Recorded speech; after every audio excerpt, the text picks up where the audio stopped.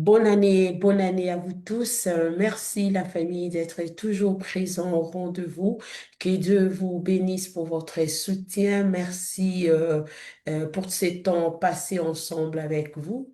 Et nous débutons une nouvelle année 2006 et 2026, excusez-moi, avec ces grands thèmes qui est les 12 doctrines. Donc, nous allons le développer durant toute cette année. Et aujourd'hui, nous avons un sous-thème qui est la saine doctrine. Donc, nous allons parler de ça. Restez branchés. Si vous avez des questions, n'hésitez pas, nous sommes là. Et il y a notre numéro WhatsApp qui est affiché sur notre page Facebook. Vous pouvez écrire. Nous sommes là pour vous répondre. Et si vous voulez participer à la réunion, et vous êtes toujours le ou la bienvenue. Et nous avons notre chaîne YouTube, je tiens vraiment à préciser, c'est MC Kalinga TV qui a tous nos vidéos. Parce qu'ici sur Facebook, on a remarqué qu'on efface, maintenant après quelques jours, on efface de vidéos. Mais si vous voulez nous suivre sur MC Kalinga TV YouTube, merci d'être là. Et merci à mon frère Arcel et Madame Clarisse d'être toujours présents. Et je vous salue en passant. Bonjour ma famille. Bonjour à vous. Bonjour, Madame Antine. Bonjour. Et bonjour Pasteur Freddy Moukoutoua. Bonjour Madame Andy et bonjour à tout le monde. Et Pasteur, parlez-nous de ces sous-thèmes qui est la sainte doctrine. À vous la parole, Pasteur. Merci beaucoup et merci infiniment à ceux qui suivent MC Kalima TV.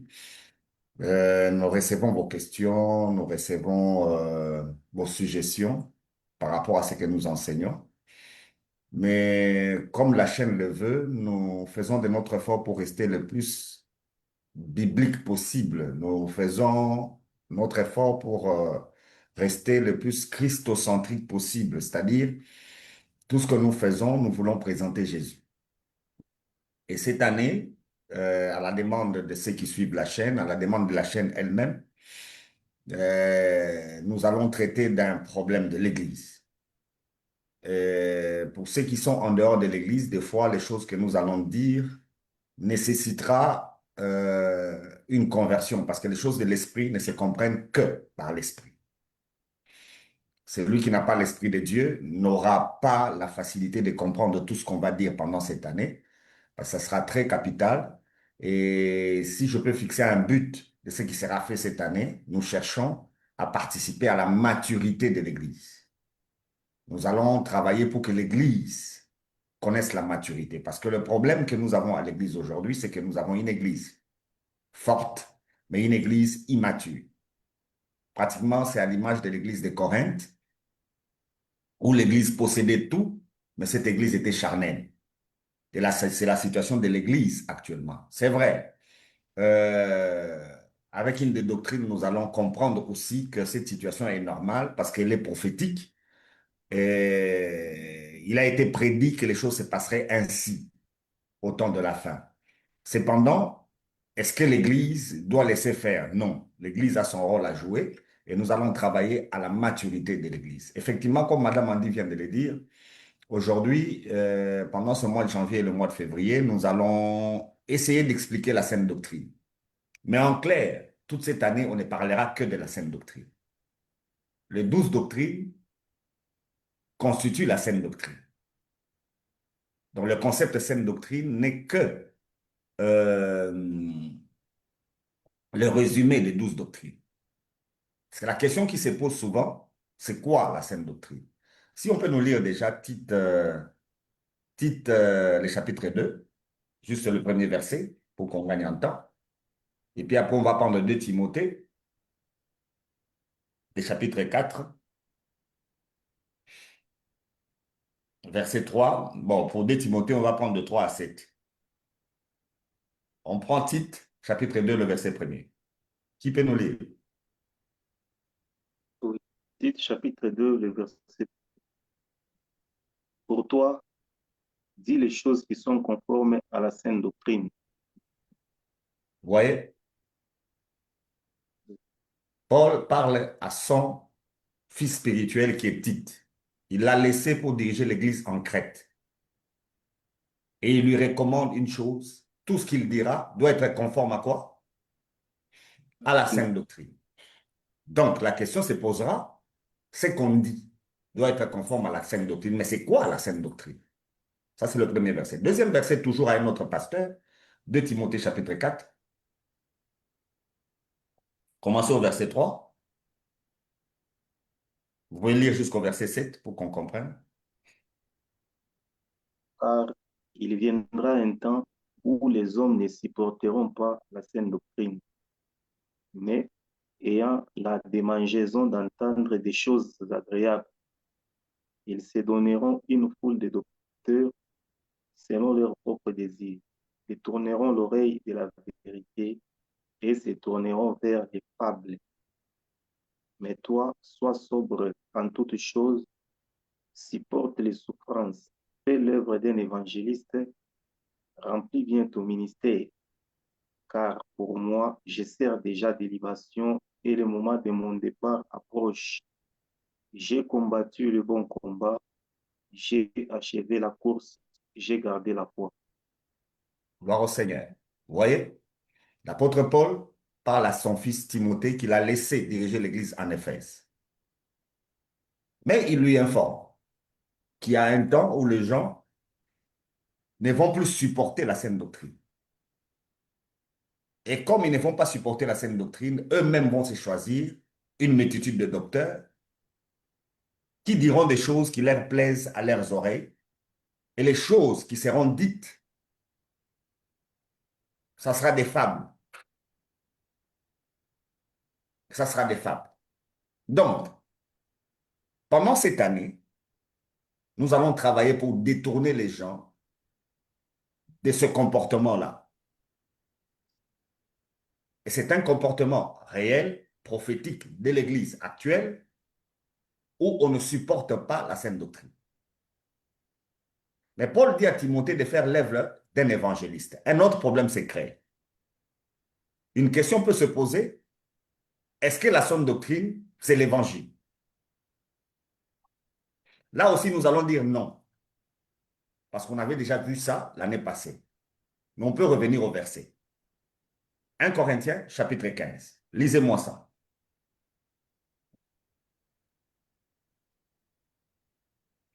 Lisez du verset premier. On peut s'arrêter au verset 4. Je vous rappelle, frères, l'évangile que je vous ai annoncé, que vous avez reçu, dans lesquels vous avez persévéré et par lesquels vous êtes sauvés. Si vous les retenez tels que je vous l'ai annoncé, autrement, vous auriez cru en vain. Je vous ai enseigné avant tout, comme je l'avais aussi reçu, que Christ est mort pour nos péchés selon les Écritures. Il a été enseveli et qu'il est ressuscité le troisième jour selon les Écritures, et qu'il est apparu à ses faces puis aux 12. Ensuite, il est apparu à plus de 500 frères à la fois, dont la plupart sont encore vivants et dont quelques-uns sont morts. Ensuite, il est apparu à Jacques puis à tous les apôtres. Après eux tous, il m'est aussi apparu à moi comme à l'avorton, car je suis le moindre des apôtres et je ne suis pas digne d'être appelé apôtre On parce peut que j'ai s'arrêter là. persécuté. On peut s'arrêter là parce qu'eux, ils parlent. Hein. J'avais dit, on peut s'arrêter au verset 4, mais j'ai laissé quand même lire la suite. On devait s'arrêter juste au verset 4. C'est quoi l'évangile? L'évangile est clair. C'est dire que Christ est venu, qu'il est mort, il est ressuscité et puis il est monté au ciel. C'est ça l'évangile. Et c'est ce que les apôtres ont annoncé comme évangile. Mais est-ce que c'est la saine doctrine? Nous disons non, la saine doctrine, c'est pas ça. C'est pas ça la saine doctrine. Ça, c'est l'évangile. La saine doctrine, c'est autre chose. Et l'Église n'aura pas la maturité parce que l'Église a l'évangile. Et nous avions bien expliqué l'évangile, à qui l'évangile est adressé, n'est-ce pas? Oui, Oui, L'évangile est adressé à ceux-là qui sont perdus pour qu'ils soient sauvés. C'est comme ça que Paul dit à Timothée de faire l'œuvre d'un évangéliste, n'est-ce pas? oui, oui, Cependant, en disant à Timothée de faire l'œuvre d'un évangéliste, il insiste sur le fait que les gens ne vont plus aimer la saine doctrine. Le problème, c'est la saine doctrine. L'évangile se répand dans le monde, tel qu'on le sait, ce qu'on vient de citer là, c'est ce qui est répandu dans le monde, n'est-ce pas? Presque dans toutes les oui, églises, on dit que Jésus est mort. On accepte que Jésus est mort. Ça, c'est l'évangile. On accepte qu'il est ressuscité. Ça, c'est l'évangile. Mais est-ce que c'est la saine doctrine? L'évangile amène les gens au salut. L'évangile a besoin de prédicateurs, mais pas la saine doctrine. OK? oui. Je peux m'arrêter d'abord là. S'il y a des questions, vous les posez déjà avant qu'on évolue.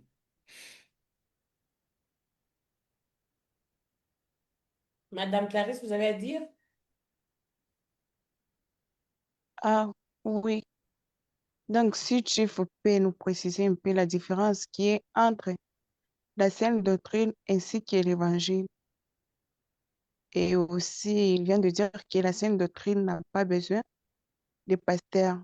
Maintenant, la saine doctrine a besoin réellement de qui pour qu'on parle de la saine doctrine. Merci. C'est un peu ça. J'ai parlé des prédicateurs, pas des pasteurs. Prédicateur, ok. Voilà. D'accord. L'évangile a besoin de prédicateurs, pas la saine doctrine. On ne prêche pas la saine doctrine. On enseigne la saine doctrine. C'est pourquoi cette année, nous allons beaucoup plus travailler pour l'Église. Parce qu'il s'agira des enseignements.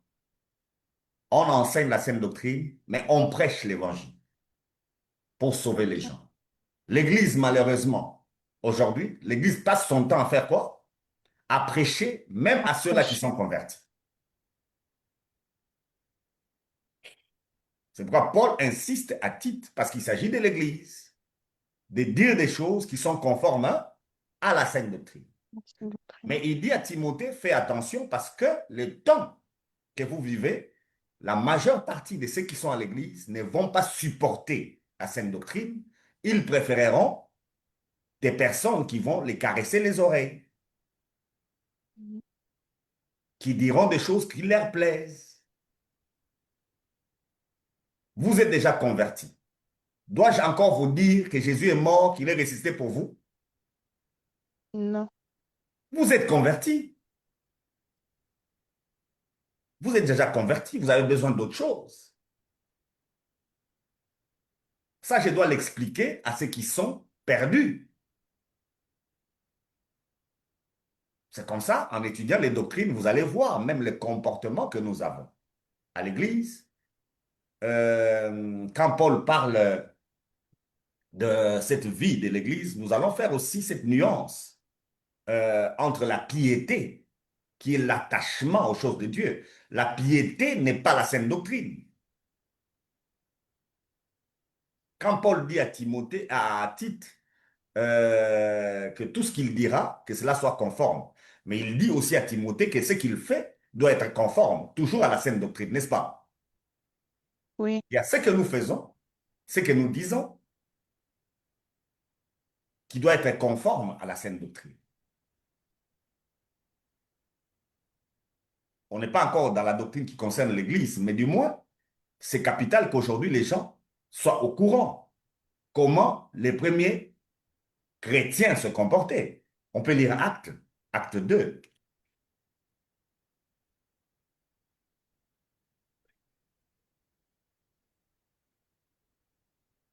Acte chapitre 2.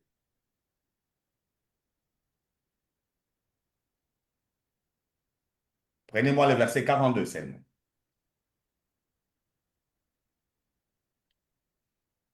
2, 42.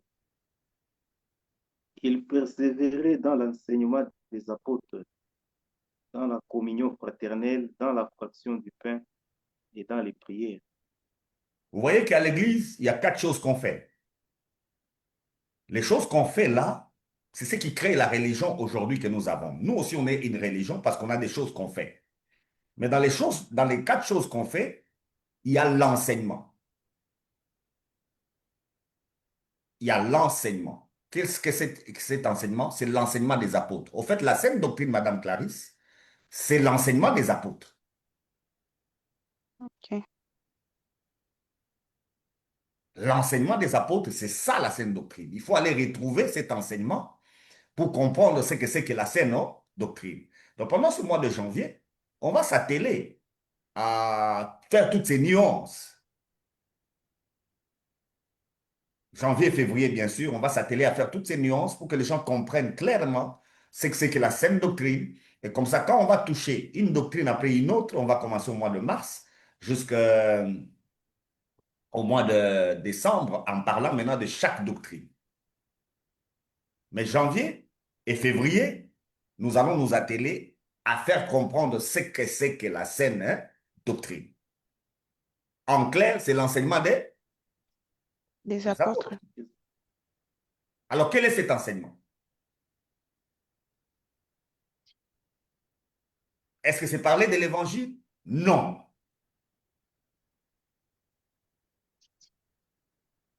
Beaucoup de gens passent leur temps à parler de l'évangile croyant qu'il présente la saine doctrine. C'est faux. Ce n'est pas vrai. Parler de l'évangile, c'est chercher à gagner une âme. C'est ce que Paul demande à Timothée de faire l'œuvre d'un évangéliste, n'est-ce pas? Oui. Tout pasteur, tout chrétien doit faire l'œuvre d'un évangéliste parce qu'on est face aux gens qui ne connaissent pas le Seigneur, qui doivent être sauvés. Ces gens-là, on doit leur présenter le Christ qui est venu dans ce monde, le Christ qui est mort à la croix, le Christ qui est ressuscité le 3e jour, selon les Écritures, et qui est monté au ciel et qui règne maintenant.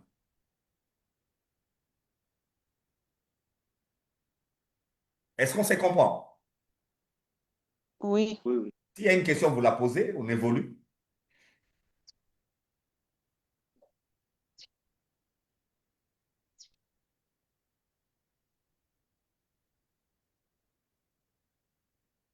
Pas de questions, monsieur.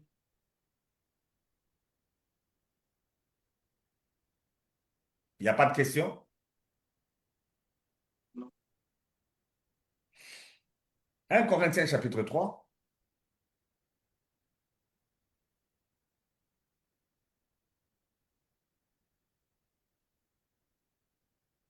Un Corinthiens 3. Oui. Un texte très capital quand il s'agit de la saine doctrine. Le texte de 1 Corinthiens chapitre 3. C'est un texte très capital. On va lire du verset 1er, petit à petit, jusqu'au verset 11. Allons-y. Pour moi, frère, ce n'est pas comme à des hommes spirituels que j'ai pu vous parler, mais comme à des hommes charnels, comme à des enfants en Christ. Je vous ai donné du lait, non de la nourriture solide, car vous ne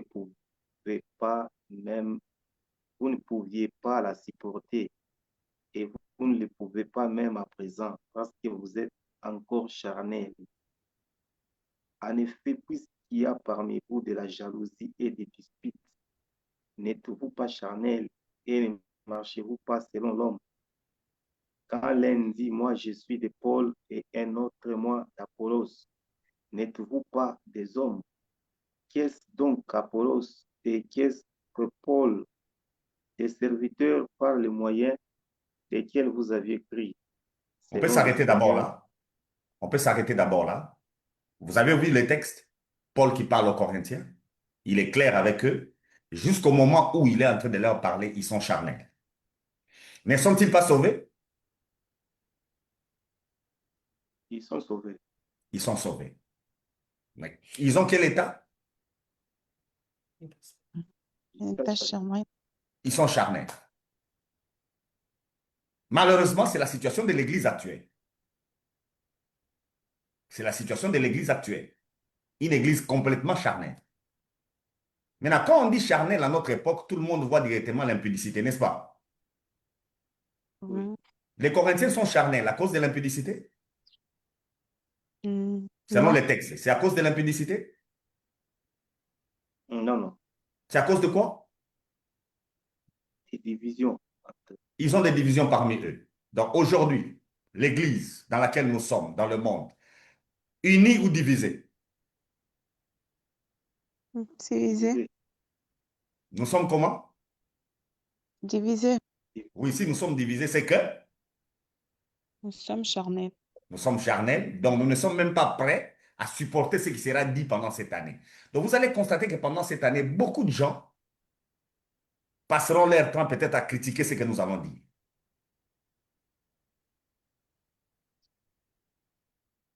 Ils passeront leur temps à refuser ce que nous disons. Pourquoi? Parce qu'on est charnel. Nous comparons des serviteurs de Dieu. Nous sommes de tels pasteurs. Nous sommes de tels pasteurs. Paul est en train de parler de lui et d'Apollos chez les Corinthiens. On les a comparés.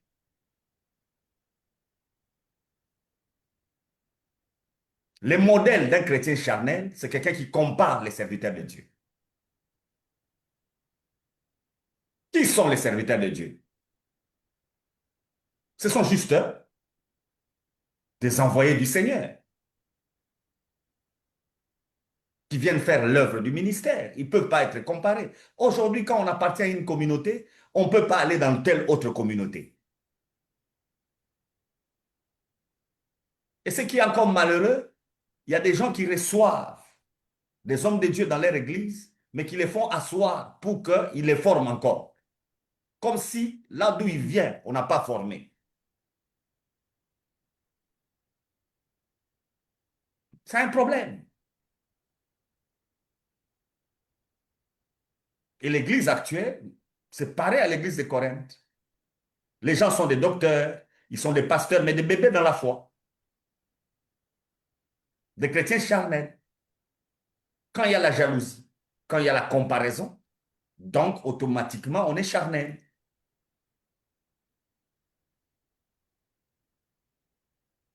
Malheureusement, c'est la situation de l'église actuelle. Ouvrez les réseaux sociaux pendant que je parle, vous allez constater que ce que Paul dit, c'est ce que l'église vit. Notre pasteur, c'est le meilleur. Qui vous a dit que votre pasteur, c'est le meilleur? Qui vous l'a dit?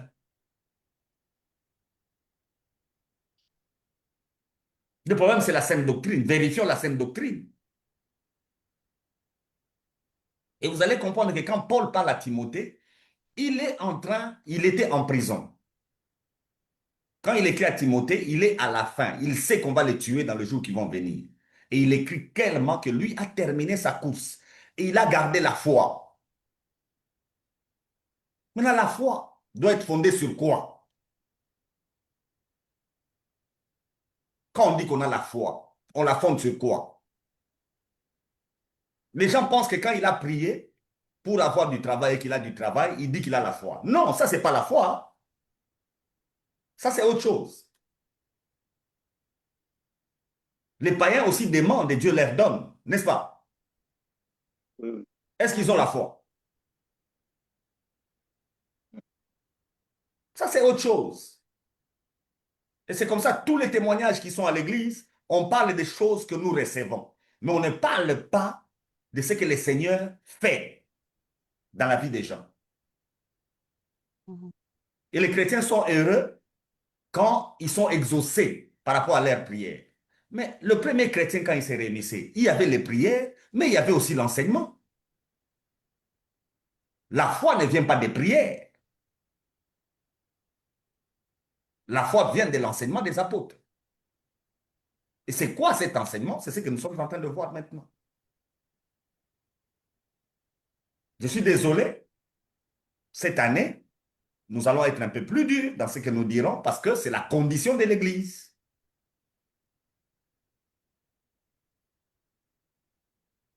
L'Église est charnelle. Comme les chrétiens étaient charnels. Et Paul a même dit que même au moment où il écrivait aux Corinthiens, ils n'étaient pas à mesure de supporter ce qu'il va dire. C'est comme ça que quand on nous invite dans des églises, nous avons tendance, nous, à donner du lait et ne pas donner la nourriture solide parce qu'on connaît l'état des églises. Mais l'église doit grandir et quitter cette étape de recevoir le lait.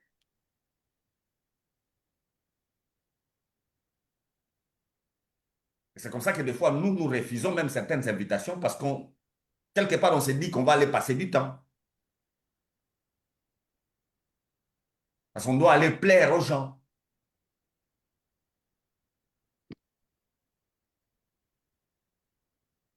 Et nous, on n'est pas trop invités parce que ceux qui vous invitent cherchent à entendre autre chose, des fables. Vous verrez quelqu'un qui a parlé beaucoup, mais il n'a utilisé aucun verset. Et quand il utilise le verset, il sort le verset de son contexte. Tout ça parce qu'on ne connaît pas la saine doctrine. Si on connaissait la saine doctrine, on saurait comment parler. Tout ce qu'on dit doit être conforme à la saine doctrine.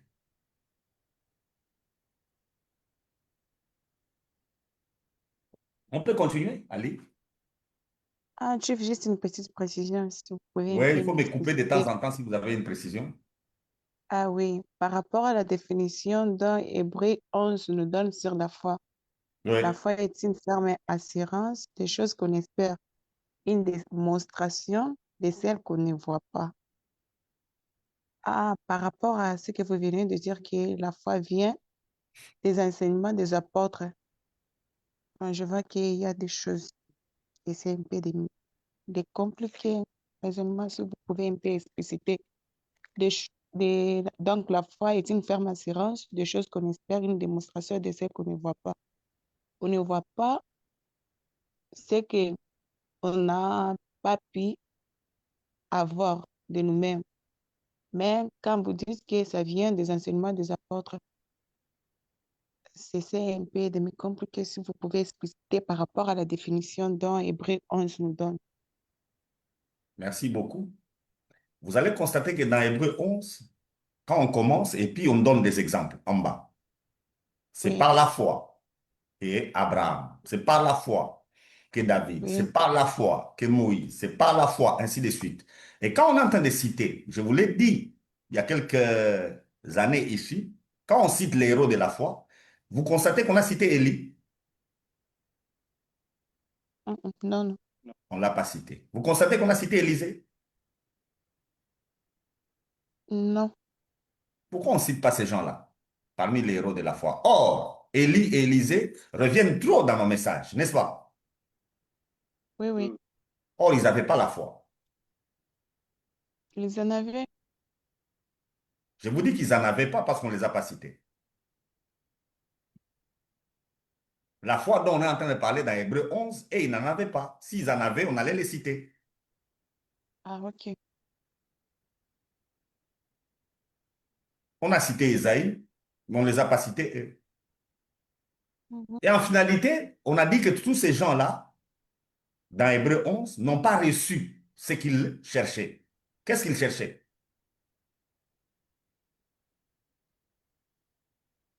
Dans Hébreu 11, quand on a défini la foi, une ferme assurance de choses qu'on espère. Ils espéraient des choses qu'ils n'ont pas reçues. oui, Il s'agit de quoi? Parce que ces gens-là, il y a Salomon parmi eux, il y a David parmi eux, il y a Abraham parmi eux, ils étaient très riches, n'est-ce pas? oui, oui. Mais on dit qu'ils n'ont pas reçu. Ah, Alors de quoi s'agit-il? Vous voyez? Donc si on n'a pas la saine doctrine, on ne comprendra pas ce que l'écrivain aux Hébreux est en train de nous dire. Parce que tout ce que les apôtres disent est conforme à la saine doctrine. doctrine,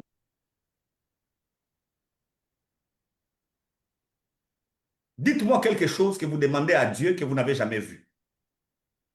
Dites-moi. Vous demandez le mariage? N'avez-vous jamais vu quelqu'un se marier? on a déjà vu, Vous demandez la voiture? N'avez-vous jamais quelqu'un avec une voiture? Ou bien ne voyez-vous pas de voiture? je le vois de temps en temps. Donc, la foi est liée à ce qu'on ne voit pas. Qu'est-ce qu'on ne voit pas?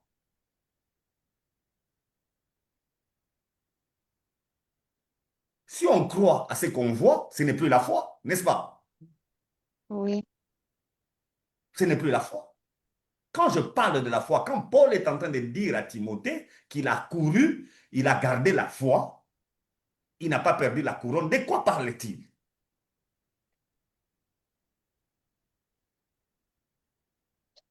Il ne parle pas des choses terrestres. Mariez-vous, ayez des voitures, ayez l'argent, mais ce n'est pas la foi. Les païens aussi en ont. La foi concerne les choses qui sont éternelles. On les dira ici, on va l'expliquer.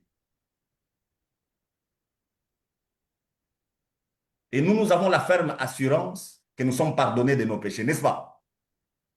c'est ça. Oui, Nous avons cette ferme assurance.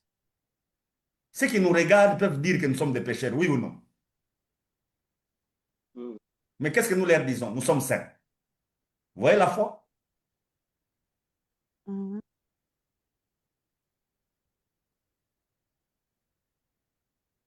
Et nous en sommes convaincus que nous sommes enfants de Dieu et que nous sommes saints.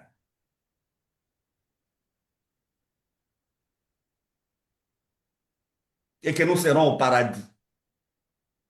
C'est pourquoi je vous dis souvent, quand on sera au paradis, rappelez-moi ceci, parce que je suis dans cette ferme assurance que j'y suis.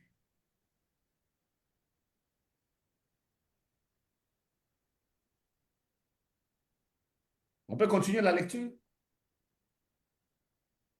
oui.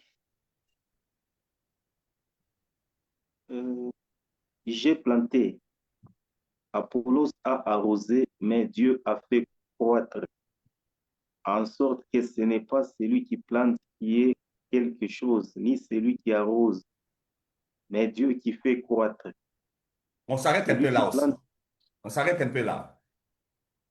Dans ce texte qui est très capital, vous devez aussi comprendre une chose très capitale, c'est que la croissance de l'Église passe par la saine doctrine.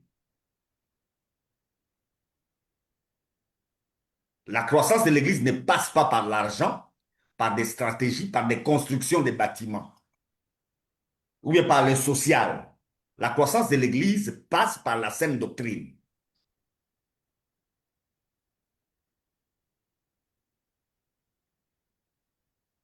L'Église ne va pas connaître de croissance tant que la saine doctrine n'est pas placée.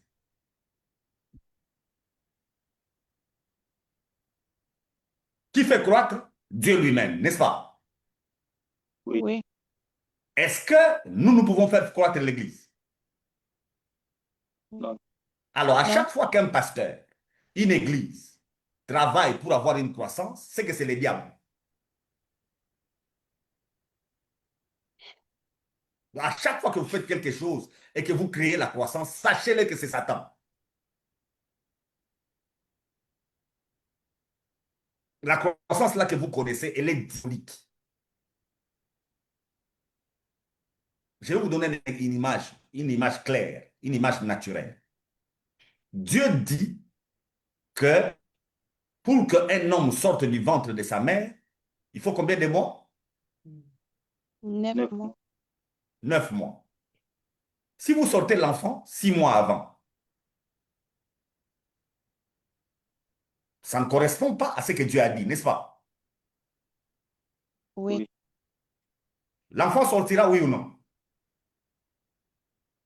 il oui, sortira. oui, Il sortira, n'est-ce pas? Ça serait un enfant Oui, normal, non, non, non, il vous créera trop de problèmes.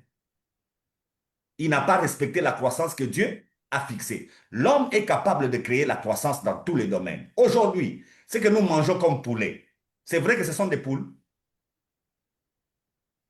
non, non, La finalité, nous avons quoi? Des maladies. maladie.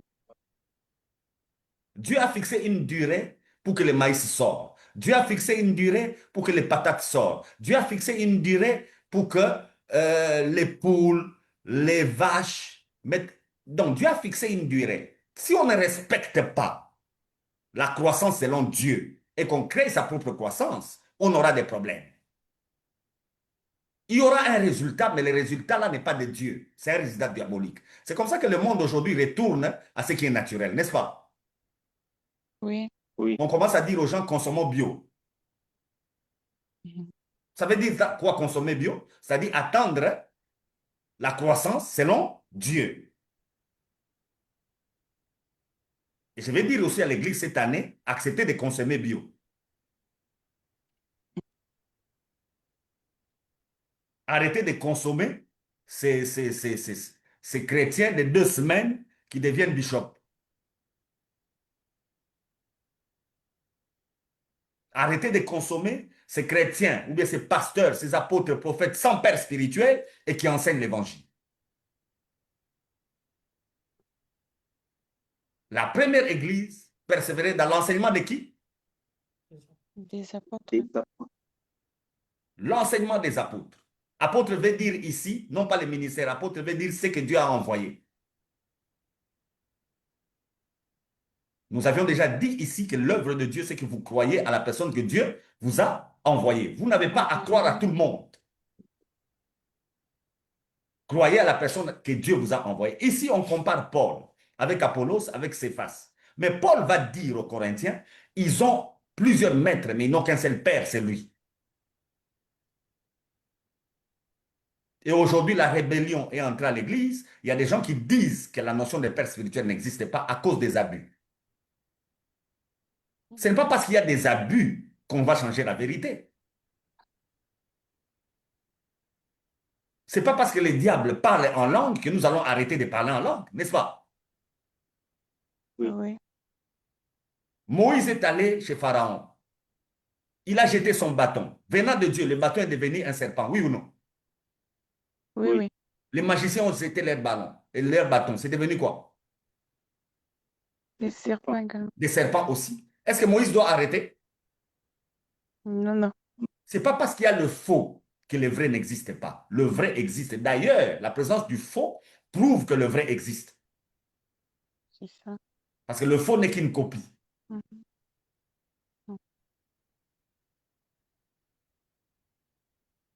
Est-ce que vous me comprenez? oui, Oui. Donc, arrêtez ce comportement. Vous avez un enfant et vous-même vous dites que dans 6 mois, mon enfant aura 1,50 m. Est-ce que c'est possible? Est-ce que c'est possible? Vous donnez Non, non. naissance à non, un enfant et vous vous dites que dans 6 mois, votre enfant aura 1,50 m. Est-ce que c'est possible? Oui, c'est possible, mon frère. Vous pouvez le faire par vous-même. Maintenant, cet enfant qui en 6 mois aura 1,50 m, vous savez quelle pratique vous allez faire pour qu'il ait 1,50 m? Vous allez lui administrer des choses et en finalité, ça ne sera plus un homme normal, n'est-ce pas? oui, Oui. C'est possible. C'est possible de créer la croissance. C'est possible. Mais la croissance créée, c'est celle que le diable a proposée à Jésus. Il lui a dit, tu t'agenouilles devant moi, automatiquement je te donne le monde, n'est-ce pas? C'est ça. oui, N'est-ce pas? Tu t'agenouilles, Oui. tu places ici, dès que tu t'agenouilles, je te donne le monde. Or, Jésus, on lui avait déjà donné le monde. Mais en passant par la croix, n'est-ce pas? Oui. oui, Mais le diable lui a proposé quoi? Tu De t'agenouilles s'agenouiller. maintenant. Alors, quittez cette génération spontanée-là, quittez ça à l'église. Cette tendance de croire que vous commencez aujourd'hui, et aujourd'hui même, tout se règle. C'est un faux évangile que de dire à quelqu'un, crois au Seigneur Jésus, tu vas te marier. C'est un faux évangile. C'est un faux évangile que de dire à quelqu'un, crois au Seigneur Jésus, tes problèmes vont être réglés. C'est un faux évangile.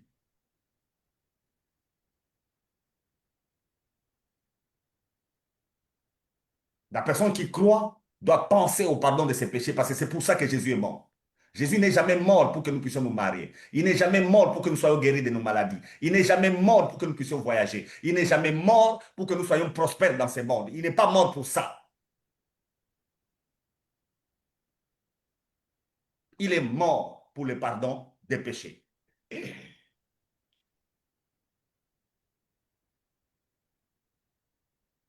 C'est ça l'évangile. Donc la croissance ne viendra jamais de vous. Partout dans votre vie où vous créez une croissance, sachez-le que vous le faites avec les diables.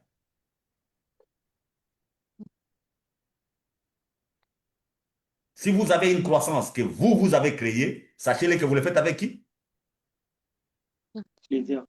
Avec les diables. On va vous l'expliquer cette année, on va l'expliquer. Donc, pasteur, comment on saura que cette croissance, parce que Dieu opère aussi les miracles. Ça dépend. C'est pas nécessaire que on doit faire 10 ans, 5 ans pour qu'une église croisse. Donc, ça peut être ce au bout d'un an, au bout de 6 mois. Ça dépend aussi de l'Éternel lui-même. Mais oui, est-ce que dans la nature, toute chose croît de la même manière? Si je plante un bananier et l'autre a planté un palmier, ça va croître de la même manière? Non. Non. C'est un fait de grâce. Une église peut commencer, elle connaît plus de croissance que l'autre qui a commencé avant, n'est-ce pas? Oui. Mhm.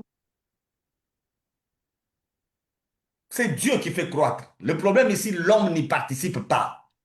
Si vous participez à la croissance, vous êtes diabolique.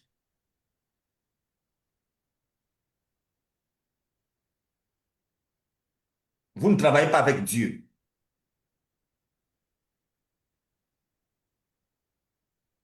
Et les miracles n'est pas la règle. Les miracles, c'est quelque chose qui sort de l'ordinaire.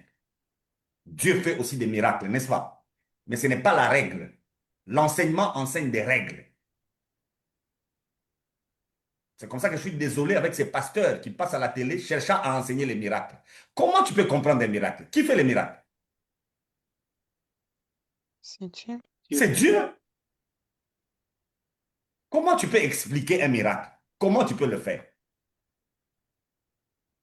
Et aujourd'hui, il y a des enseignements qui expliquent les miracles.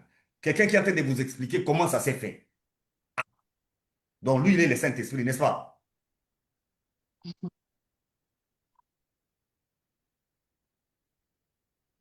Un miracle reste un miracle, ça nous étonne, nous, et ça étonne même celui qui reçoit les miracles. Ça étonne tout le monde, et on en reste là, on ne saura pas expliquer. Comment Philippe a quitté là où il était, il s'est retrouvé à côté du char de l'ennemi éthiopien. Je ne sais pas expliquer ça. N'est-ce pas? Oui. Et quand il a fini de les baptiser, il a disparu. Je ne sais pas expliquer ça, n'est-ce pas? Ben, c'est un miracle. Paul s'est retrouvé avec Dieu dans un endroit que lui ne sait pas expliquer. Et il parle même du troisième ciel. Mais il dit qu'il ne sait pas. Maintenant, comment aujourd'hui on a des hommes de Dieu qui expliquent les miracles? Ah, donc vous le faites avec Satan. Ah, maintenant, chef, c'est quoi la partition ou c'est qu'est-ce que l'homme peut faire pour bénéficier de la croissance de Dieu? Lisez les textes, lisons. On répond, verset 7 et verset 6. J'ai planté, Apollos a arrosé, mais Dieu a fait croître. Qu'est-ce que l'homme doit faire, Madame Clarisse? Ah, l'homme doit arroser. Il plante et puis il arrose, n'est-ce pas? Oui, Oui. La part de l'homme, c'est planter et arroser. arroser. Le reste, ça ne les regarde pas. Pour ceux-là qui font l'agriculture, si vous plantez quelque chose, vous devez vous veiller, vous restez là en train de travailler pour que la chose sorte. Mm, Vous allez rester là.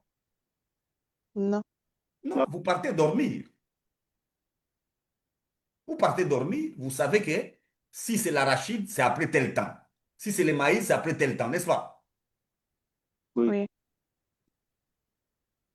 Vous vous référez juste au temps. Un couple qui se met ensemble pour avoir un enfant, il sait que si l'enfant commence maintenant, après 2 semaines, ça sera comme ça. Après 3 semaines, ça sera comme ça. C'est long que Dieu a fixé la nature, n'est-ce pas? Oui. oui. On va regarder juste les signes pour dire, ah, ça évolue. Mais si on commence à contribuer dedans, ça devient un autre problème. Aujourd'hui, on commence à faire ressortir quoi?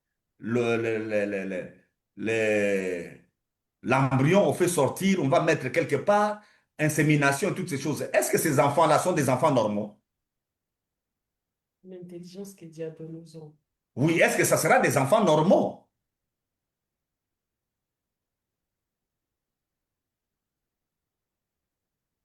Et après, vous allez vous poser des questions. Pourquoi il y a ça? Pourquoi il y a ça? Pourquoi il y a ça?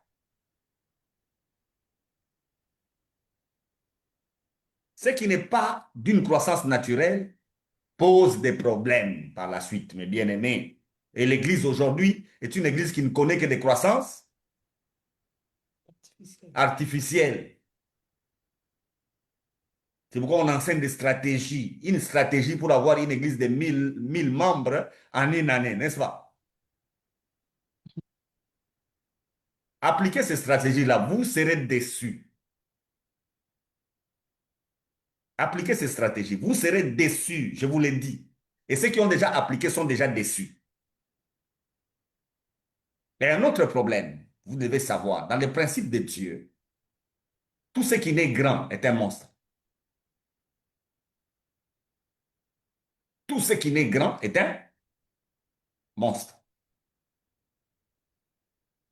Et les monstres dans la Bible, selon Apocalypse, c'est encore les diables, n'est-ce pas?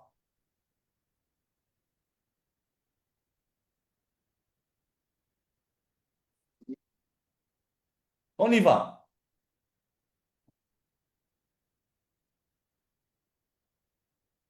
Verset 7, allez-y.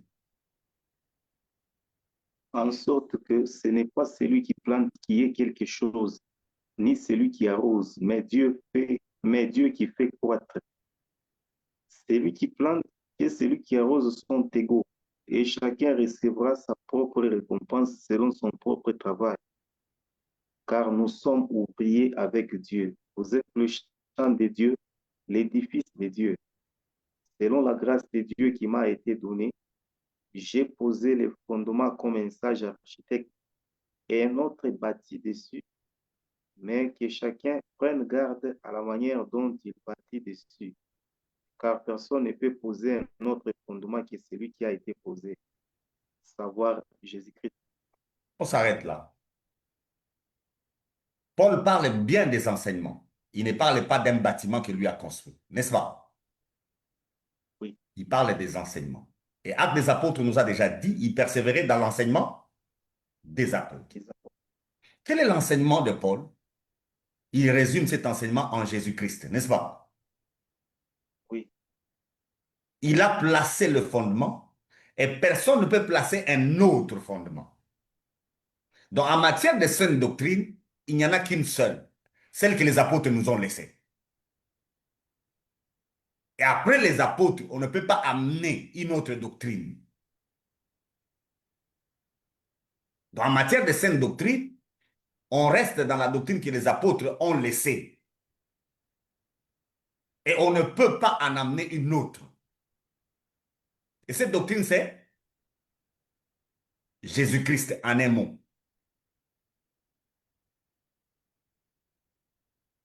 Donc, arroser, ce n'est plus replacer la saine doctrine, n'est-ce pas? oui, Arroser, c'est appuyer la saine doctrine.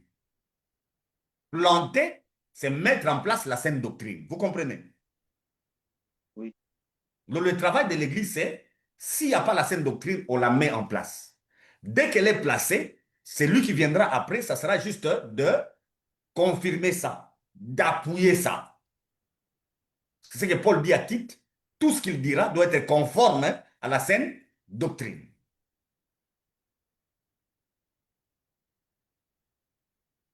Tout le problème est là. C'est quoi la saine doctrine, n'est-ce pas? oui, Tout le problème est là. Tant qu'on ne sait pas ce que c'est que la saine doctrine, on est perdu. À cause de la conclusion de Paul ici, il dit, j'ai posé les fondements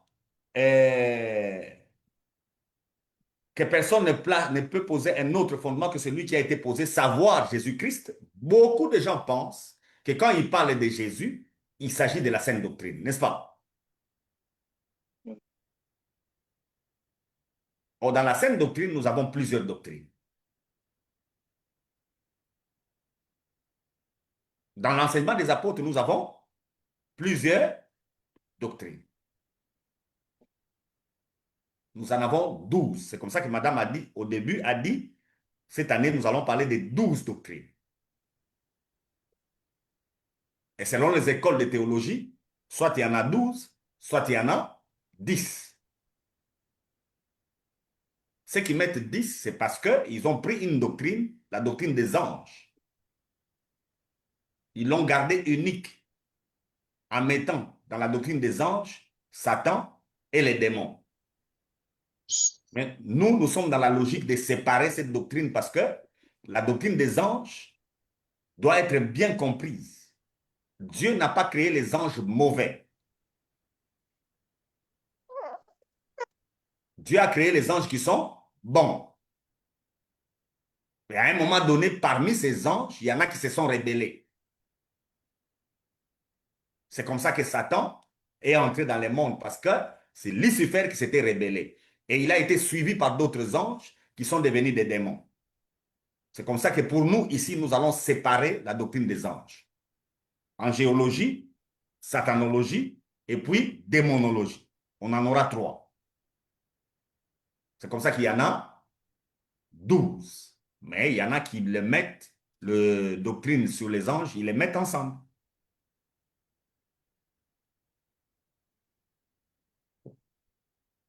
Je suis à votre disposition. Chief, mais maintenant, par rapport aux serviteurs qui sont responsables de certaines églises locales qui n'ont pas pu étudier, hein, ils disent combien pour eux c'est le Saint-Esprit qui compte. Ne voyez-vous pas qu'ils sont à côté par rapport à la saine doctrine? C'est pourquoi Et j'ai dit, ils sont encore au lait. Ils sont convertis, oui, mais ils sont encore au lait. Ce sont des bébés. Ils sont charnels. mais maintenant, par rapport à la division que nous connaissons aujourd'hui dans les églises locales, que faut-il faire pour pallier à cette situation? Quand bien même ça a commencé dès les départs, dès les églises primitives, mais maintenant, parce que presque, je peux dire jusqu'aujourd'hui, ça continue. Peut-être il y a ceux qui se disent non, nous appartenons, donc nous sommes conduits par exemple par tel serviteur parce qu'il est par exemple bien assis dans l'enseignement biblique qui est l'autre là. Là, c'est de un. Et puis de deux, je voudrais un peu ça. À supposer que, bon, par exemple, moi, je maîtrise bien la scène doctrine et que la personne qui me dirige ne la maîtrise pas. Que faut-il faire par rapport à ça? Très bonne question, surtout la deuxième. Nous allons faire l'ecclésiologie ici, la doctrine de l'Église, et vous allez comprendre. Nous allons faire l'anthropologie biblique ici, nous allons étudier l'homme selon la Bible, et vous allez comprendre ce que vous êtes en train de dire. Ce n'est pas parce que vous avez une grande connaissance que vous serez le leader d'une église locale. Quand nous allons faire la pneumatologie, nous allons étudier le Saint-Esprit, vous verrez, il a donné à chacun des dons. Paul parle de la grâce. Chacun, selon la grâce qu'il a reçue, a fait son travail, n'est-ce pas? C'est Paul qui a commencé l'église de Corinthe, mais après lui, Apollos a travaillé là-bas. Après lui, Pierre a travaillé là-bas, et plusieurs autres ont travaillé là-bas. C'est différent avec nos églises locales à nous. Quand vous commencez votre église, c'est seulement vous. Donc, ça signifie que cette église vous appartient à vous, n'est-ce pas? Elle n'appartient Ok, pas au ça. Seigneur. Si elle appartenait au Seigneur, tous ceux qui sont du Seigneur, que le Seigneur enverra, doivent travailler, oui ou non? Oui, Et c'est le Seigneur qui connaît. Apollos a apporté beaucoup à l'église de Corinthe, beaucoup. Mais c'est Paul qui a implanté cette église.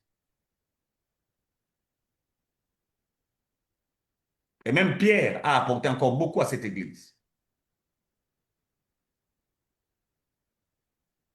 Et l'immaturité des Corinthiens a fait qu'ils ont commencé à comparer l'apôtre Paul avec les autres. Mais comment Paul a corrigé ça? C'est par l'enseignement, n'est-ce pas? Oui. C'est par l'enseignement que Paul a corrigé ça. Il est allé 3 fois à Corinthe pour aider les Corinthiens à grandir. C'est comme ça que quand vous lisez 2 Corinthiens, vous allez comprendre comment il leur parle. Et c'est là que vous allez voir ce grand verset que nous répétons toujours, que ceux qui sont en Christ sont devenus une nouvelle création. Les choses anciennes sont passées, toutes choses sont devenues nouvelles. Il a réconcilié les Corinthiens avec lui-même, il les a réconciliés avec Dieu, il les a réconciliés avec eux-mêmes. Donc, c'est juste une question d'enseignement. L'Église connaîtra la maturité avec l'enseignement de la saine doctrine. Sans cela, rien ne se passera. Si vous avez la connaissance et que votre leader n'en a pas, vous êtes là, vous donnez selon la grâce que Dieu vous permettra. Et vous verrez que ça passera. Quand on va étudier les doctrines, vous verrez. Vous verrez que c'est faisable. Si lui n'a pas eu la grâce d'avoir la formation que vous avez, Dieu vous envoie là-bas pour que par vous, cette formation entre.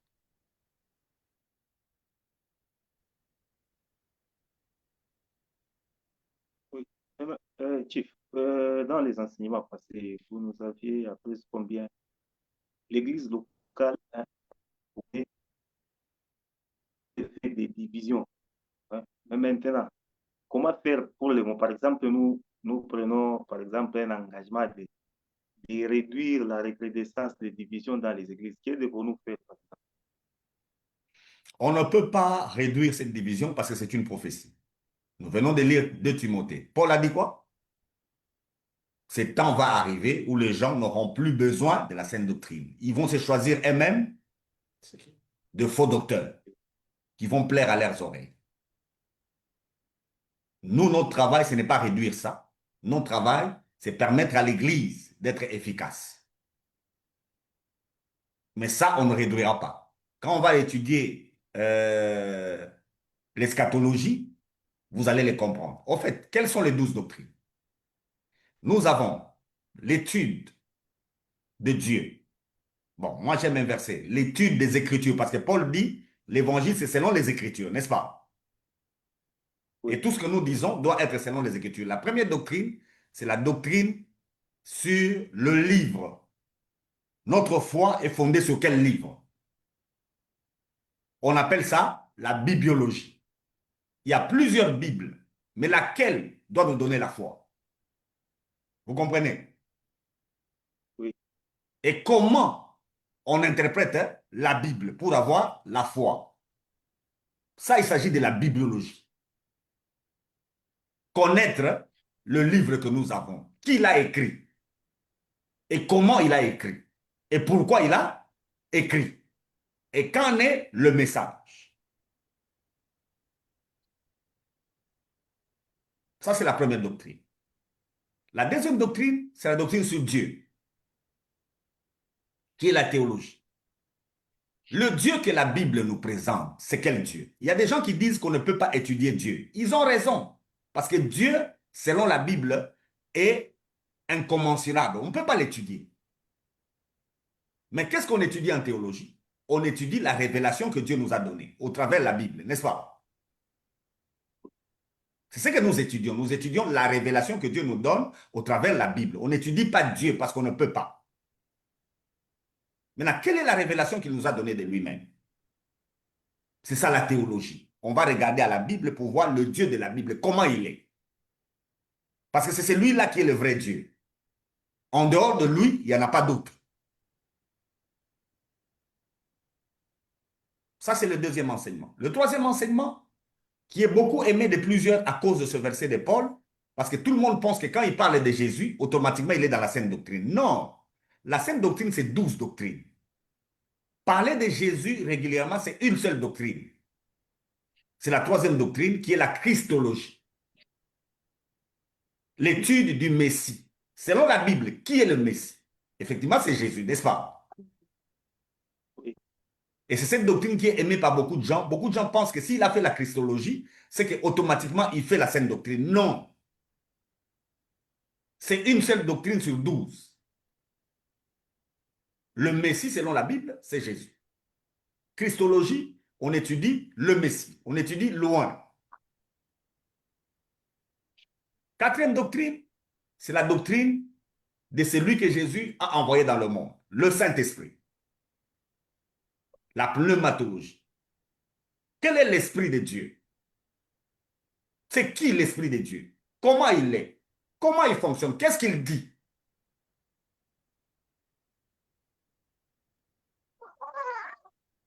Après cette doctrine, nous avons la doctrine sur l'homme, l'anthropologie biblique. Selon la Bible, l'homme c'est qui? Vous comprenez? Quand nous lisons dans la Bible, c'est qui l'homme? Est-ce que l'homme qu'on nous présente, c'est le même homme que la Bible nous présente? Après cette doctrine, la doctrine du péché. On parle beaucoup de péché, mais selon la Bible, c'est quoi le péché? Vous venez de voir Paul ici qui dit que les Corinthiens sont charnels. Quand il dit qu'ils sont charnels, il a regardé la jalousie et la division, n'est-ce pas? Il n'a pas regardé les choses que nous regardons. Selon la Bible, c'est quoi le péché? Si la Bible dit péché, de quoi la Bible parle?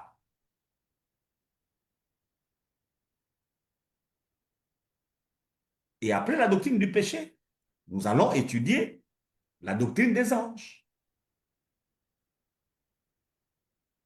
C'est quoi les anges? Selon les Écritures, qui sont-ils? Comment se présentent-ils? C'est là où on a déjà un grand problème. Beaucoup de gens enseignent que les anges font des rapports sexuels avec les gens. Est-ce que la Bible présente les anges avec le sexe? Est-ce que dans la Bible, on peut avoir un ange qui a un sexe? Est-ce que les anges se reproduisent-ils?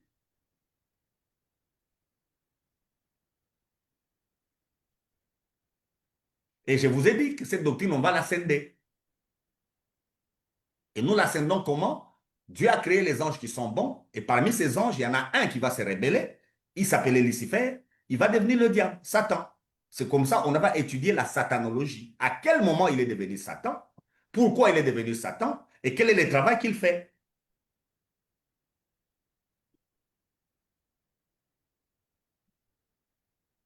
Et il y a d'autres anges qui l'ont suivi.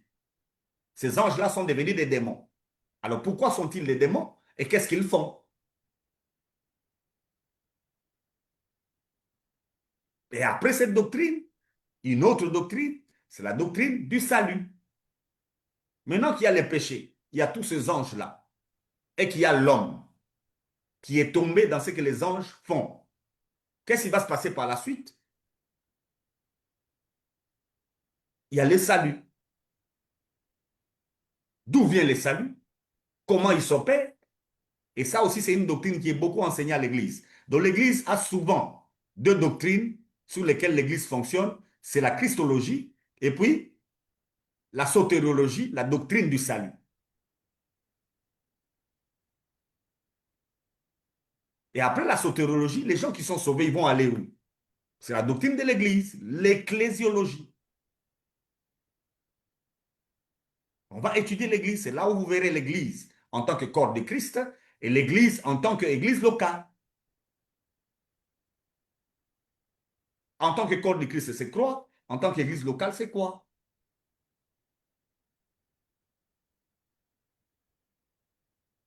Et après l'ecclésiologie, on pourra maintenant terminer avec l'eschatologie, où on va étudier les événements du temps de la fin. La conclusion de toutes les prophéties bibliques. Comment le monde finira? Parce que chaque chose a un début et une fin. Maintenant, dans l'eschatologie, on va voir la fin de tout. Maintenant, pour Paul, il résume tout ça en quel nom? Non, Jésus-Christ. Vous avez quitté le texte de cœur. Il dit, il a placé les fondements. Personne ne placera un autre fondement, à savoir Jésus-Christ. C'est-à-dire, tous ces enseignements se résument en un seul nom, Jésus-Christ. Et vous allez voir que chaque doctrine, même la doctrine de Satan, si vous étudiez Satan et qu'il ne vous donne pas Jésus, c'est le mauvais Satan. Les Satans, selon la Bible, doivent vous amener à Christ, n'est-ce pas? Les démons, selon la Bible, doivent vous amener à Jésus-Christ, n'est-ce pas? Alors, toute doctrine que vous étudiez, qui ne vous amène pas à Jésus-Christ, vous avez mal étudié. Surtout la doctrine de l'homme. La doctrine de l'homme telle qu'elle est présentée à l'Église, on veut vous dire que l'homme, c'est vous. Non, selon la Bible, l'homme, c'est Jésus, n'est-ce pas? Oui. Tant que l'homme n'est pas Jésus, c'est que vous enseignez mal. Donc, on va étudier toutes ces doctrines cette année et je pense que nous allons contribuer, selon la grâce que Dieu nous permet, avec l'Église pour donner un peu de maturité aux chrétiens. C'est pourquoi nous demandons aussi de prier pour nous, Oui. pour que cette année, nous ayons toutes les capacités possibles, les temps possibles et les moyens possibles pour communiquer comme il se doit. Oui, J'ai une question. oui. À supposer que qu'on parvenait à choisir un thème d'enseignement biblique, est-ce à partir d'un thème d'enseignement, pouvons-nous faire la lecture, par exemple, sotérologique, démonologique, eschatologique d'un thème là, donc un thème peut regorger, par exemple, lors d'un enseignement, tous les 12 doctrines, toutes les 12 doctrines. Impossible. Chaque thème est lié soit à une, deux ou trois doctrines ou quatre, mais pas toutes les 12 doctrines. C'est comme ça que le but de Paul, quand il dit à Tite, quand Tite doit parler, ce qu'il dira doit être conforme à la sainte doctrine. C'est-à-dire, vous voulez dire quelque chose, vous vous posez la question, ça concerne quelle doctrine, n'est-ce pas? Oui, Et quand vous connaissez la doctrine, vous allez travailler votre thème pour que ça ne contredise pas la doctrine. Parce que le fondement qui est placé ne peut plus être touché, n'est-ce pas? oui, Donc les enseignements que je vais vous donner, ce sont les enseignements que les apôtres avaient laissés, ce sont les enseignements que les pères de l'Église ont approuvés, parce que les apôtres n'avaient pas structuré l'Église, ce sont les pères de l'Église qui l'ont fait, et les derniers des pères de l'Église, c'est le 8e siècle de notre ère. Après le 8e siècle, on n'a plus de pères d'Église. À l'Église, on a des docteurs d'Église jusqu'à aujourd'hui, mais plus de pères de l'Église. Les pères de l'Église se sont arrêtés au 8e siècle, avec Jean Damascène. Donc aujourd'hui, en termes d'enseignement, on ne peut pas créer un nouvel enseignement. Ça n'existe pas. Tous ces gens qui créent de nouveaux enseignements sont des faux. Et ils travaillent avec les diables. Le monde peut se parce que moderniser, mais également, pas dans le l'enseignement contexte biblique. actuel, euh, Oui, oui, je ne vous ai pas suivi.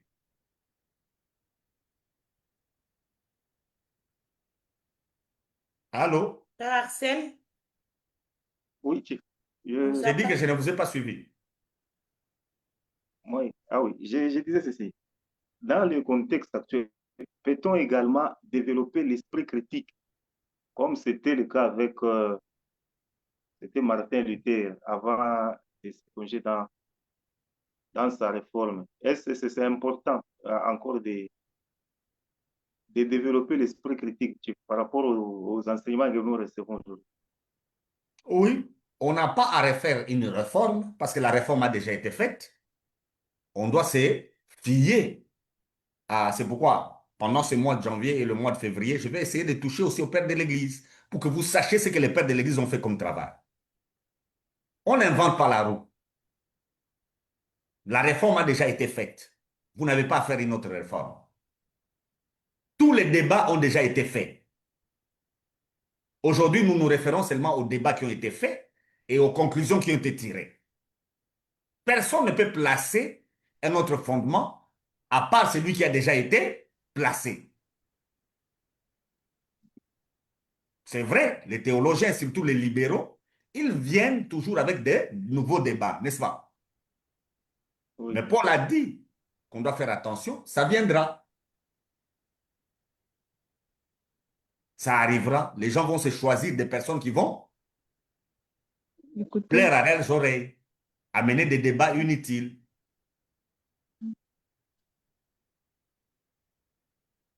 Aujourd'hui, avec la nouvelle orthodoxie, aujourd'hui, avec la théorie du complot, il y a des gens qui veulent vous faire croire que la Bible que vous avez vient d'une théorie du complot. Ce sont les Blancs qui ont fait ça. Or, quand vous étudiez les pères de l'Église, il y a beaucoup de Noirs. D'ailleurs, la Bible que nous avons en main, c'est une œuvre qui vient de Carthage, en Tunisie. Ce n'est pas en Europe.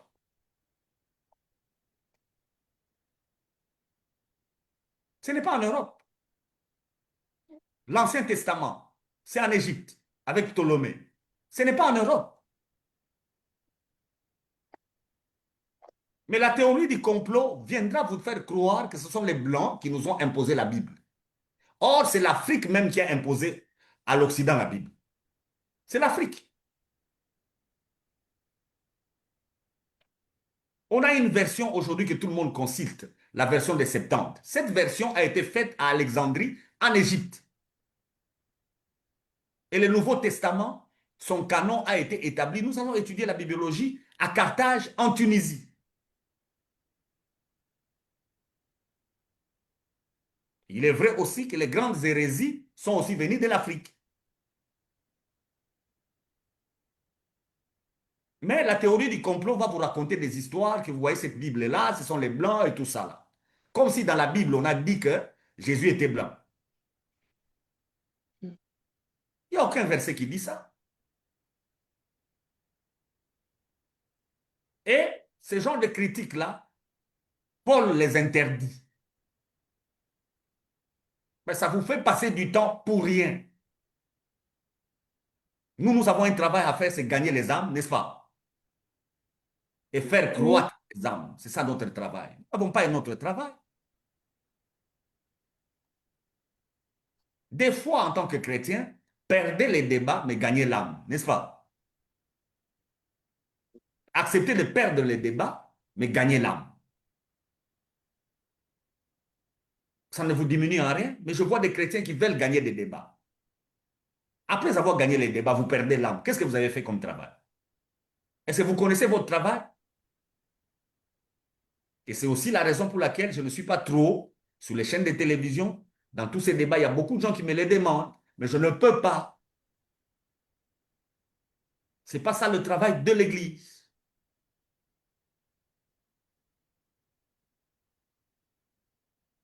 À l'Église, on reconnaît ce que le Saint-Esprit est en train de faire. Et quand on va bien étudier la Sainte Doctrine, c'est là que vous allez juger et comprendre aussi nos comportements. En matière de critique, mon bien-aimé, oui, il faut faire la critique, mais il ne faut pas réinventer la roue. Parce que nous avons déjà tous les éléments. Les pères ont déjà tout fait. Faites une référence à ce que les pères ont laissé. Luther lui-même, ce qu'il avait fait comme réforme, ça ne venait pas de lui. Il a lu saint Thomas d'Aquin. C'est sous la base des théories de saint Thomas d'Aquin que Luther a fait sa réforme. C'est comme ça que Luther n'est pas un père de l'Église, c'est un docteur de l'Église en tant que réformateur. Donc aujourd'hui, si vous entendez quelqu'un vous dire qu'il est père de l'Église, dites-lui déjà qu'il est en train de se perdre. On a des pères spirituels, mais on n'a pas de pères de l'Église aujourd'hui. Il n'y en a plus.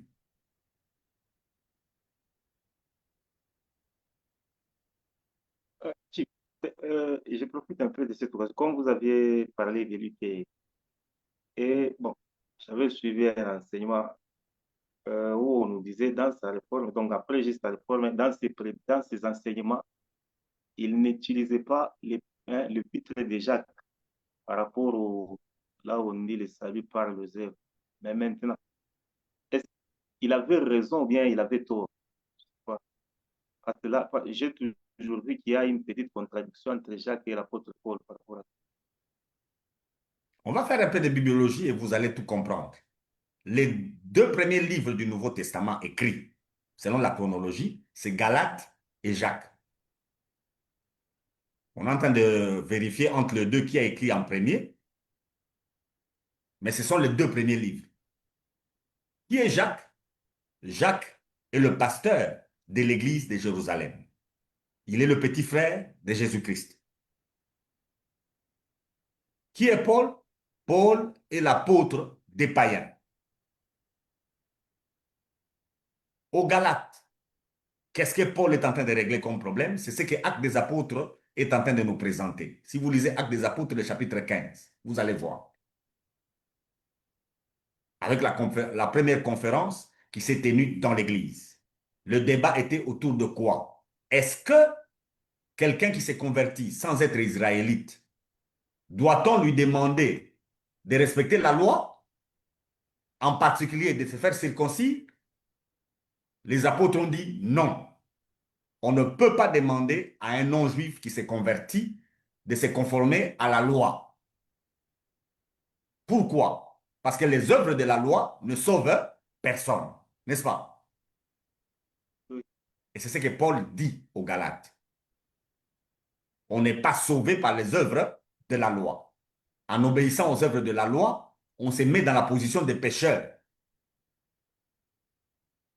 On n'est pas sauvé par ça. Entre-temps, les chrétiens qui se convertissent, qui sont totalement libérés, à cette époque-là, il y en avait plusieurs qui étaient tombés dans un laxisme, qui ne faisaient plus rien. Parce qu'ils savent, comme ils sont déjà sauvés, ils iront au ciel, c'est fini, n'est-ce pas? Oui. Alors, à cela, Jacques dit ceci. Montrez votre foi sans les œuvres.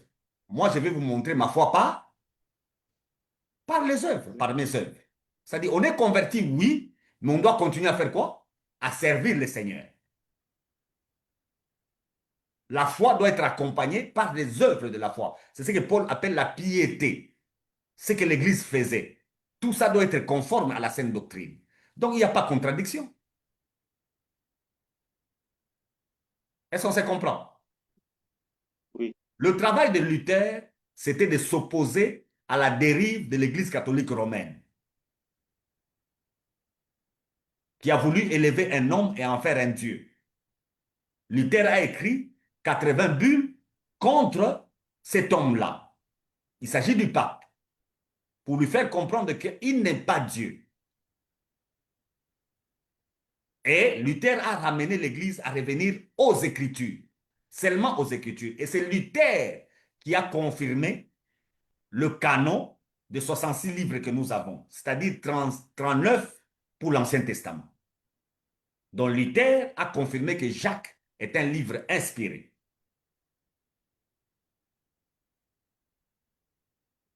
Est-ce qu'on se comprend? Lui, il s'est limité là, à ce qu'on revienne aux Écritures. La réforme de Luther, c'était qu'on revienne seulement à quoi? Aux Écritures, et qu'on fixe les saluts seulement par la grâce. Alors chaque pasteur n'est pas obligé d'enseigner dans tous les livres de la Bible, n'est-ce pas? Oui. Selon son objectif, Luther voulait faire comprendre aux gens que le salut ne s'obtient que par la grâce. C'est pourquoi il ne traînait pas sur les textes de Jacques, parce que ce texte-là ne parle pas de ça. Ce n'est pas qu'il a rejeté les textes de Jacques. Non, Luther a confirmé les 39 livres de l'Ancien Testament. Il a rejeté les 12 livres que l'Église catholique utilise aujourd'hui comme deutérocanoniques.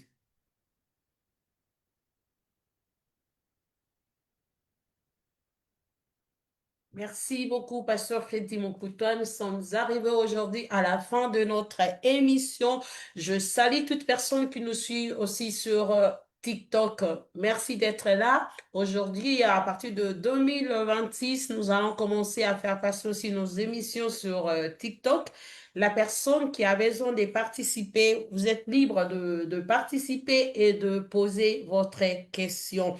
Et cette année, nous avons un grand thème que nous partageons, c'est les 12 doctrines de la Bible. Aujourd'hui, nous avons parlé de la sainte doctrine. Nous sommes sur notre page Facebook MC Kalinga TV et nous avons aussi nos vidéos sur MC Kalinga TV sur YouTube. Si vous voulez bien aller jeter un coup d'œil et je salue toute personne qui nous suit maintenant sur TikTok. Pasteur Freddy, vous pouvez saluer nos amis sur TikTok aussi. Que Dieu vous bénisse. Soyez là. On se voit chaque jeudi à partir des 10 heures. Merci beaucoup. Pasteur Freddy, votre mot de la fin pour aujourd'hui. Merci beaucoup. Le mot de la fin, c'est que ne soyez pas dérangés en tant qu'Église que l'Église soit charnelle. Ce n'est pas un problème. Ça signifie que nous devons travailler. Paul n'était pas déçu quand les Corinthiens étaient charnels. C'est un problème juste d'enseignement que nous devons apporter à l'Église. Si l'Église est charnelle, ce n'est pas un problème. Ça ne signifie pas que le diable est devenu fort, comme on veut l'enseigner. C'est faux. C'est un problème juste de croissance. Et la croissance, elle passe par Dieu. Nous, en tant que serviteurs de Dieu, notre travail, c'est soit placer le fondement s'il n'y en a pas, soit arroser s'il y en a déjà. Et cette année, nous allons vous informer sur ce que c'est que la sainte doctrine et vous comprendrez à partir de chaque doctrine, c'est quoi la sainte doctrine. Mais en un mot, il s'agira seulement de Jésus. N'est-ce pas? Il s'agira seulement de Jésus. C'est là où je vous demande, tout en vous saluant partout, je vous souhaite aussi mes meilleurs voeux pour cette année 2026. J'aimerais que de partout où vous êtes, prions ensemble. Pour ceux-là qui ont des éléments à ajouter, parce qu'il s'agit des enseignements, on ne peut pas tout dire. Si vous avez des éléments à ajouter à l'enseignement et que nous n'aurions pas touché, ajoutez ça. Nous allons passer pour que l'Église connaisse une croissance qui vient de Dieu, pour que l'Église passe à la maturité. Et janvier, février, comme je vous dis, on va essayer de retoucher les termes qui sont liés à la saine doctrine, à l'évangile. Des termes tels que foi, des termes tels que loi, des termes tels que évangile, tels que vérité. On va les retoucher parce qu'on ne peut pas commencer à parler de doctrine si ces termes posent problème. Alors que Dieu vous bénisse énormément. Et pour ceux-là qui nous ont suivis, si vous ne connaissez pas encore le Seigneur, nous l'avions lu dans 1 Corinthiens chapitre 15, selon les Écritures, le Seigneur est mort pour les péchés, il a été enseveli, selon les Écritures, il est ressuscité le troisième jour pour que vous soyez justes. Si vous croyez à ça, vous êtes déjà sauvés. Et si vous êtes sauvés, venez ensemble avec nous pour que nous puissions, pendant cette année, travailler les doctrines pour que vous puissiez comprendre quel est l'enseignement que l'Église doit présenter et quel est l'enseignement faux qui est en train d'être présenté. Et pour revenir à Paul, évitons les fables. N'acceptez pas que quelqu'un vous raconte des histoires dont les versets n'existent pas. Si quelqu'un vous raconte une histoire, demandez-lui c'est écrit où.